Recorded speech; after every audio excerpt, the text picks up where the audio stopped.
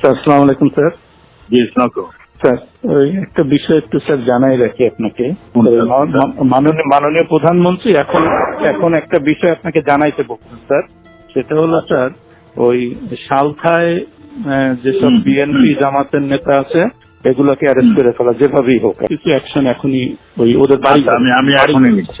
আর politically sir ওরা যেহেতু পূর্বে আমাদেরও একই রোল এখন।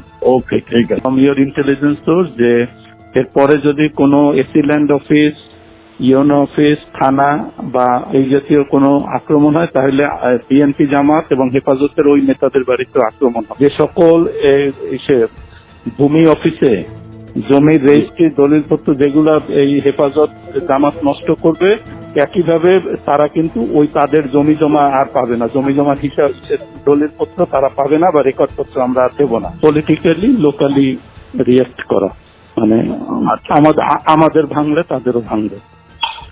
সোজা স্যার এইগুলো। আর স্যার ওই একইভাবে আপনাদের পলিটিক্যাল সোর্স এগুলো সব থেকে জানান। এই স্যার চাচ্ছে যে সালটায় যেভাবে হোক বেশ কিছু অ্যারেস্ট এখন হয়ে যায় বাড়ি। আমি আচ্ছা, আরেকটা জিনিস ওনার সঙ্গে আমি কি ওই যে ইসের চার্জশিট আজকে হচ্ছে শাফি হুজুরের যে হত্যা, স্যার এখানে মামুনের সংশ্লিষ্টটা আমরা এটা খুঁজে পাইনি, কিন্তু বাবুনগরীরটা পাওয়া গেছে।